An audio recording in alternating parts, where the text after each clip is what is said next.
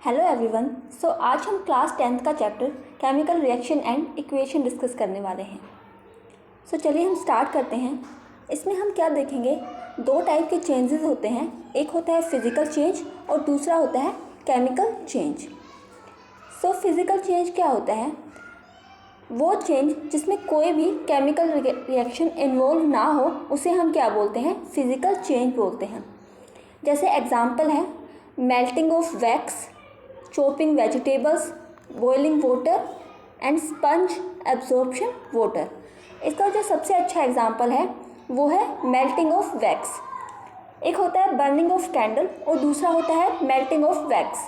जो melting of wax है वो तो क्या है, हमारा एक फिज़िकल चेंज है। जब क्या हो जाती है, कैंडल पिघल जाती है, वो क्या है, फिज़िकल चेंज है। लेकिन बर्निंग ऑफ कैंडल है, उसमें क्या हो रहा होता है, जो हमारी कैंडल है वो जल रही होती है, तो उसमें क्या होती है, एक प्रोसेस होती है जिसको हम कंबस्शन बोलते हैं। तो वो क्या होता है, केमिकल चेंज होता है। ये क्या है, फिज़िकल चेंज के एग्जाम्पल हैं। नेक्स्ट है केमिकल चेंज। केमिकल चेंज क्या होता है, जिसमें ऐसा चेंज जिसमें कोई ना कोई केमिकल रिएक्शंस इन्वॉल्व हो, उसे हम क्या बोलते हैं, केमिकल चेंज बोलते हैं। एग्जाम्पल क्या है, ये डेफिनेशन गलत है, आप ये यहाँ से मत कीजिएगा। एग्जाम्पल क्या है केमिकल चेंज के, जैसे fermentation of grapes, respiration, burning paper and ripening of fruits. जो इसका सबसे अच्छा एग्जांपल है ये राइपनिंग ऑफ फ्रूट्स। जो हमारे केले होते हैं वो ख़राब हो जाते हैं कुछ टाइम के बाद। तो ऐसा क्यों होता है? क्योंकि वो क्या करते हैं, जो एयर है वहाँ से मॉइस्चर को एब्जॉर्ब कर लेते हैं, तो क्या होती है, उनमें केमिकल रिएक्शंस होती हैं। ये क्या आता है, इसमें केमिकल चेंज आता है।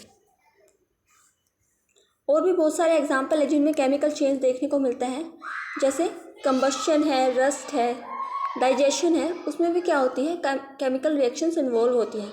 Photosynthesis, batteries, fermentation, washing, baking etcetera. अब हम पढ़ेंगे केमिकल रिएक्शंस क्या होती हैं। केमिकल रिएक्शन क्या होती है? The process of interaction of chemicals to form new chemicals. वो प्रोसेस जिसमें क्या करते हैं, केमिकल्स कंबाइन होके क्या बनाते हैं, नए केमिकल्स बनाते हैं, उन्हें हम क्या बोलते हैं, केमिकल रिएक्शंस बोलते हैं। इसके एग्जाम्पल क्या है, जैसे हाइड्रोजन ऑक्सीजन के साथ रिएक्ट करके क्या बनाता है, वाटर की फॉर्मेशन करता है। उसमें क्या हो रही होती है, केमिकल रिएक्शन हो रही होती है। जैसे H2 + O2 मिलके क्या बनाता है, H2O2 बनाता है। अब आप बताइए ये क्या एक बैलेंस रिएक्शन है या नहीं है? ये बैलेंस रिएक्शन नहीं है। क्यों नहीं है? क्योंकि यहाँ पर जो ये रिएक्शन होने से पहले जो होता है उसे हम रिएक्टेंट कहते हैं, और रिएक्शन होने के बाद जो हमें मिलते हैं उसे हम क्या बोलते हैं, प्रोडक्ट बोलते हैं। बैलेंस इक्वेशन वो होती है जिसमें नंबर ऑफ जो एटम है वो रिएक्टेंट में भी सेम हो और प्रोडक्ट में भी क्या हो, सेम हो। जितने नंबर ऑफ एटम रिएक्टेंट में है उतने ही नंबर ऑफ एटम किस में होने चाहिए, प्रोडक्ट में होने चाहिए। तो हम देखते हैं ये रिएक्शन बैलेंस है या नहीं है। तो देखते हैं, जो हाइड्रोजन है रिएक्टेंट में कितने हैं, 2 हैं। ऑक्सीजन कितने हैं, 2 हैं। प्रोडक्ट में क्या है, हाइड्रोजन 2 है लेकिन ऑक्सीजन क्या है, 1 है। तो ये रिएक्शन बैलेंस नहीं है, क्योंकि ऑक्सीजन का सिर्फ 1 एटम है प्रोडक्ट में, लेकिन रिएक्टेंट में 2 एटम है ऑक्सीजन के। कोई भी केमिकल इक्वेशन है उसको हम कैसे रिप्रेजेंट करते हैं। इसमें जो रिएक्शन से पहले जो कंपाउंड्स होते हैं या एटम्स होते हैं उन्हें हम क्या बोलते हैं, रिएक्टेंट बोलते हैं। और रिएक्शन होने के बाद जो हमें सब्सटेंस मिलता है उसे हम क्या बोलते हैं, प्रोडक्ट बोलते हैं।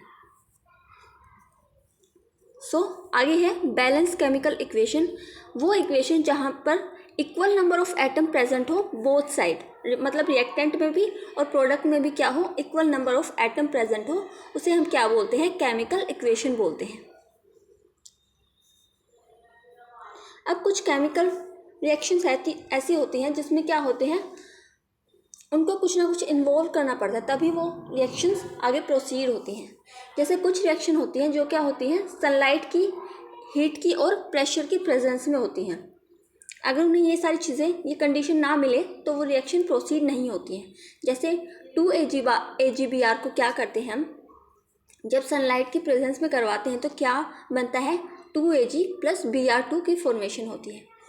ऐसे कुछ रिएक्शन ऐसी होती है जिसमें क्या होती है, जब प्रोडक्ट बनता है तो साथ साथ क्या होती है, गैस लिबरेट होती है। जैसे एग्जांपल है CaCO3 को जब हमने हीट किया तो क्या मिलता है हमें, CaO कैल्शियम ऑक्साइड और कार्बन डाइऑक्साइड गैस की फॉर्मेशन होती है। कुछ ऐसी रिएक्शन होती है जिसमें हमें किसकी ज़रूरत होती है, कैटलिस्ट की ज़रूरत होती है। और कैटलिस्ट क्या करते हैं, वे सब्सटेंस जो क्या करते हैं, रेट ऑफ रिएक्शन को इंक्रीज़ करते हैं विदाउट इटसेल्फ बीइंग कंज्यूम्ड। मतलब वो क्या करेंगे, रेट ऑफ रिएक्शन को इंक्रीज़ करेंगे और खुद यूटिलाइज नहीं होते हैं रिएक्शन में, मतलब वो कंज्यूम नहीं होते हैं रिएक्शन में। सो कैटलिस्ट को हम कहाँ रखेंगे, जो एरो है इसके ऊपर हम क्या रखते हैं, कैटलिस्ट को दिखाते हैं तो रिएक्शन करवाते हैं A+B, कैटलिस्ट की प्रेजेंस में क्या बनता है, C बनेगा। कुछ रिएक्शन ऐसी होती है जिसमें क्या बनता है, प्रेसिपिटेट की फॉर्मेशन होती है। प्रेसिपिटेट क्या होता है, जैसे हम कोई रिएक्शन कर रहे हैं, हमने जैसे वाटर में कुछ डिज़ोल्व किया, तो जैसे हम पानी में नमक को डिज़ोल्व करते हैं तो एक ऐसी कंडीशन आती है जब नमक क्या है, डिज़ोल्व होना बंद हो जाता है। तो क्या होता है, जब केमिकल्स के अंदर कोई भी सॉलिड पार्ट की फॉर्मेशन होती है उसे हम क्या बोलते हैं, प्रेसिपिटेट बोलते हैं। तो इसकी रिएक्शन क्या है, PbNO3 एक्वस में प्रेजेंट है प्लस 2NaI एक्वस में, तो क्या फॉर्मेशन होगी, PbI2 और 2NaNO3। फिजिकल स्टेट, कुछ ऐसी रिएक्शन होती है जिसमें उनकी फिजिकल स्टेट ही चेंज हो जाती है। जैसे एग्जाम्पल है, कार्बन प्लस ऑक्सीजन लिया हमने और क्या बना दिया, कार्बन डाइऑक्साइड बना दिया। स्टार्टिंग में जो कार्बन है वो सॉलिड फॉर्म में होता है और जो ऑक्सीजन है वो गैस फॉर्म में होती है, लेकिन जो प्रोडक्ट बनता है तो दोनों किस में चले जाता है, जो प्रोडक्ट बनता है वो गैसेस की फॉर्म में मिलता है हमें। वैसे ही जैसे NaCl है वो सॉलिड की फॉर्म में है और H2O क्या है, गैस की फॉर्म में है। स्टार्टिंग में जब हमने रिएक्शन करवाई तो हमें Na तो मिलेगा एक्वस फॉर्म में, मतलब वाटर की फॉर्म में, और जो Cl है वो भी हमें एक्वस की फॉर्म में मिलता है। अब हम केमिकल रिएक्शंस के टाइप्स पढ़ेंगे। 4 टाइप होते हैं केमिकल रिएक्शन के। फर्स्ट है केमिकल कम्बिनेशन, सेकंड है डिकम्पोजिशन रिएक्शन, थर्ड है डिस्प्लेसमेंट रिएक्शन एंड फोर्थ है डबल डिस्प्लेसमेंट रिएक्शन। ये बहुत ज़्यादा इंपॉर्टेंट है, कई बार आपको रिएक्शन देकर पूछ लिया जाता है कि ये कौन से टाइप की रिएक्शन है। सो चलिए हम स्टार्ट करते हैं। सबसे पहले है कम्बिनेशन रिएक्शन। जैसे नाम से ही पता चल रहा है कि कम्बिनेशन रिएक्शन में क्या होगा, हम कुछ कंबाइन करेंगे। सो इसमें क्या होता है, 2 या 2 से ज़्यादा रिएक्टेंट को हम क्या करते हैं, कंबाइन करते हैं, और उसके बाद हमें सिंगल प्रोडक्ट की फॉर्मेशन हो, उसे हम क्या बोलते हैं, कम्बिनेशन रिएक्शन बोलते हैं। जैसे H2 + O2 जब हम रिएक्ट करवाएंगे तो हमें क्या मिलता है, H2O मिलता है। सो क्या मिला हमें, सिंगल प्रोडक्ट मिला। जब हमने 2 रिएक्टेंट को कंबाइन किया तो हमें सिंगल प्रोडक्ट की फॉर्मेशन हुई। ऐसे जब हम कार्बन और ऑक्सीजन को रिएक्ट करवाते हैं तो हमें कार्बन डाइऑक्साइड मिलती है। सो हमें सिंगल प्रोडक्ट की फॉर्मेशन होती है।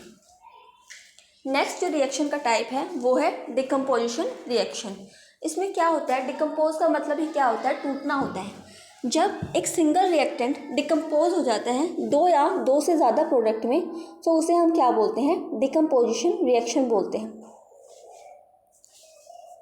जैसे एग्जांपल है CaCO3 को जब हमने हीट किया, एक सिंगल रिएक्टेंट है और हीट करने के बाद जो हमें प्रोडक्ट मिले वो 2 प्रोडक्ट मिले, तो डिकम्पोज रिएक्शन में क्या होता है, एक सिंगल प्रोडक्ट टूट जाता है 2 या 2 से ज़्यादा प्रोडक्ट के अंदर।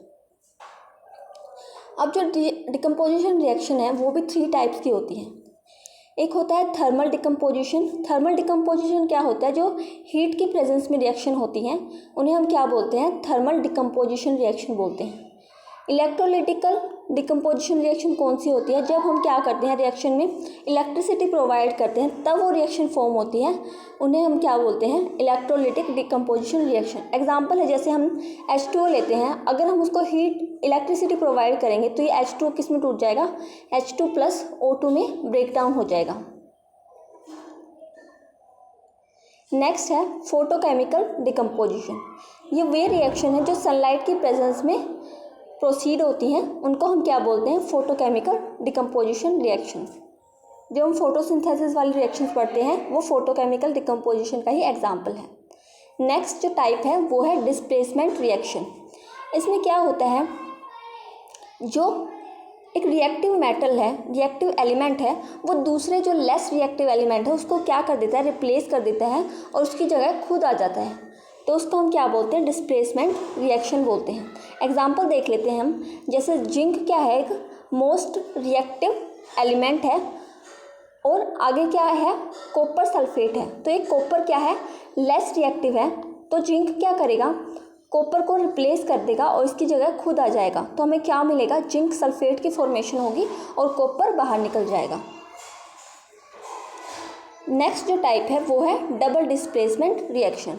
इसमें क्या होता है, जो आयंस हैं उनका क्या होता है, म्यूचुअल एक्सचेंज होता है आयंस का।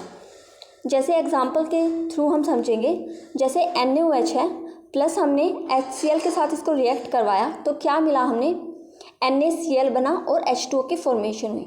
तो इस रिएक्शन में क्या हुआ, जो OH है इसको रिप्लेस किसने कर दिया, Cl ने रिप्लेस कर दिया।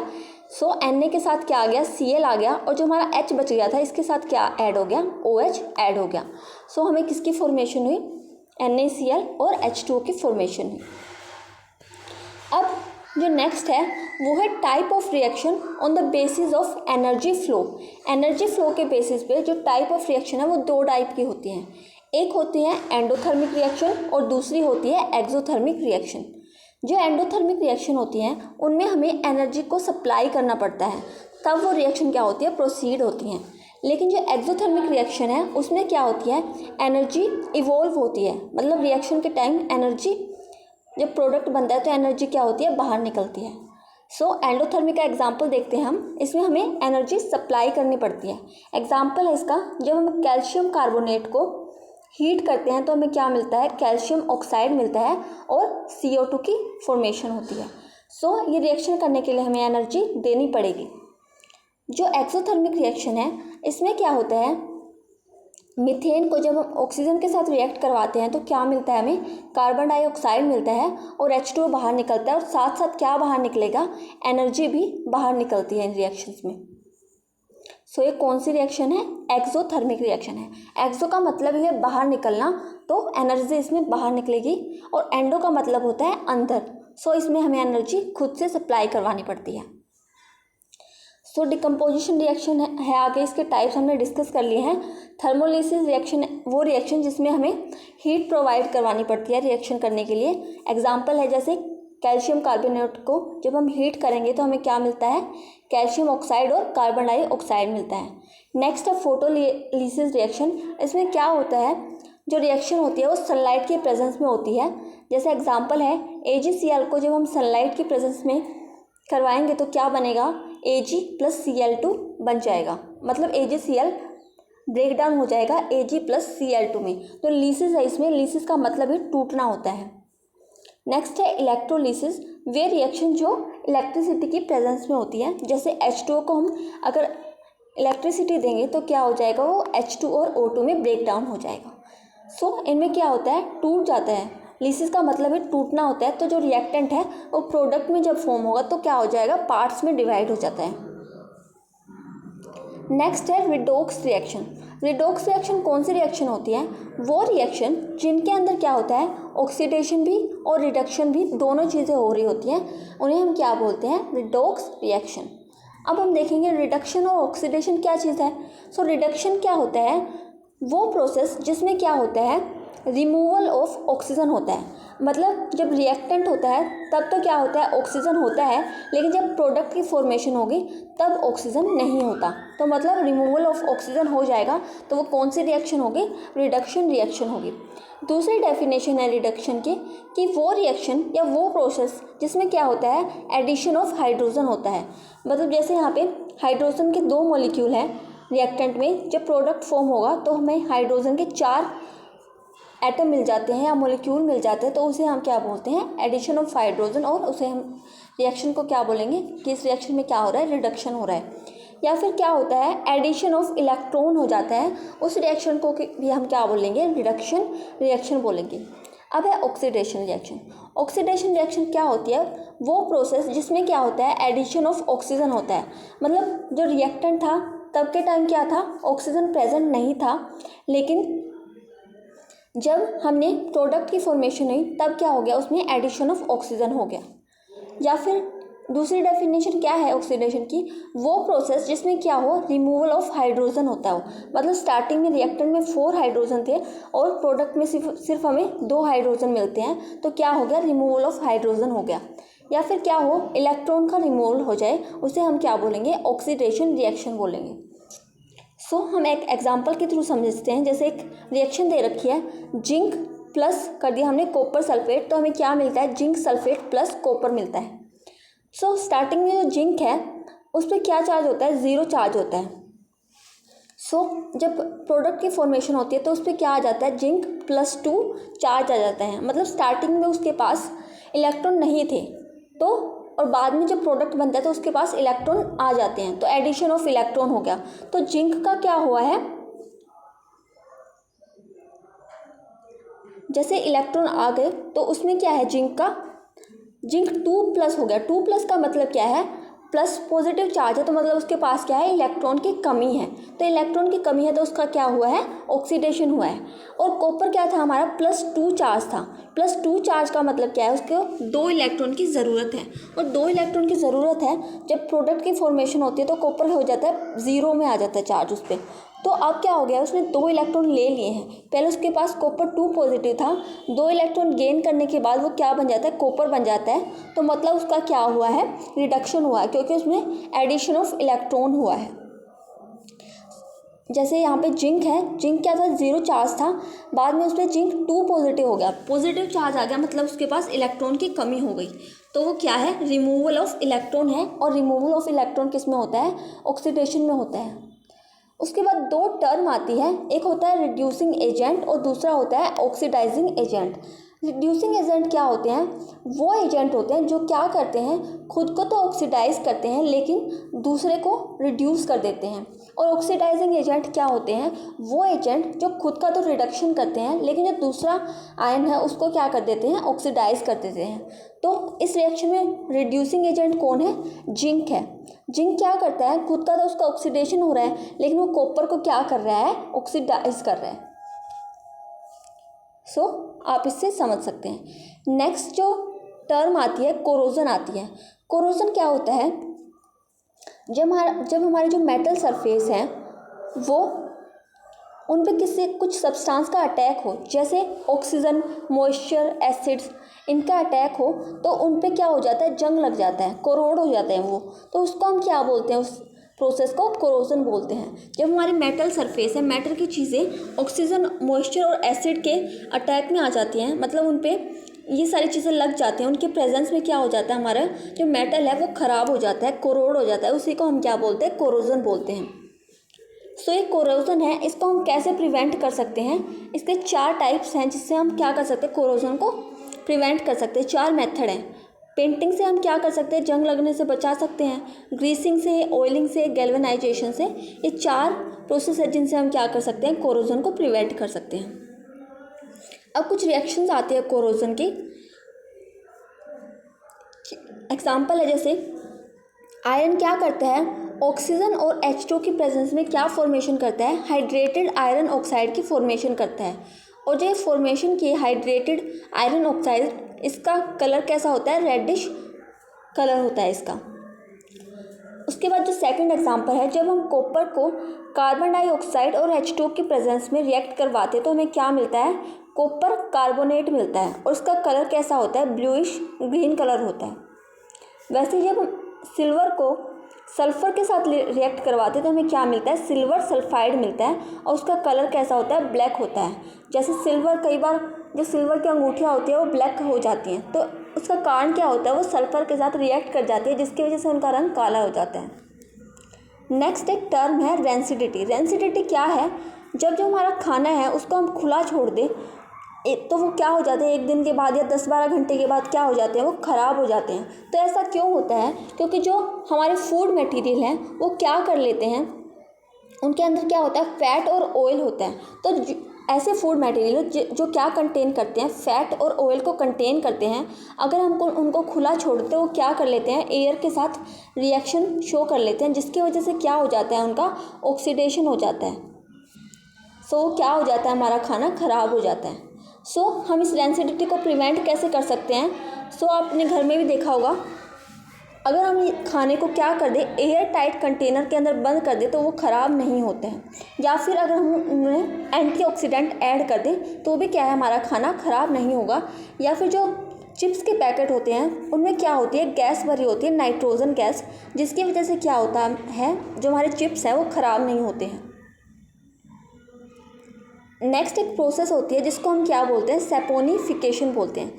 ये कुछ नहीं है, इसमें क्या होता है, सोप बनाने की प्रोसेस को हम क्या बोलते हैं, सैपोनिफिकेशन बोलते हैं। ये रिएक्शन आपको याद करने की ज़रूरत नहीं है। सो ये चैप्टर हमारा कंप्लीट हो गया है। अगर आपको कोई भी डाउट हो तो आप कमेंट सेक्शन में पूछ सकते हैं, और अगर आपने मेरी पहले की वीडियो नहीं देखी हैं तो आप मेरे चैनल पे जाके देख सकते हैं। मैंने इसमें 9th क्लास के सारे चैप्टर कंप्लीट करवा रखे हैं, और 10th क्लास के भी हम बायो के 4 चैप्टर कंप्लीट कर चुके हैं। अब हमने केमिस्ट्री स्टार्ट की है। सो आप मेरे चैनल पे जाके प्लेलिस्ट में सारी वीडियोस को देख सकते हैं 1 बाय 1। और अगर आपको मेरी वीडियो पसंद आई हो तो please like, share and subscribe my channel. Thank you.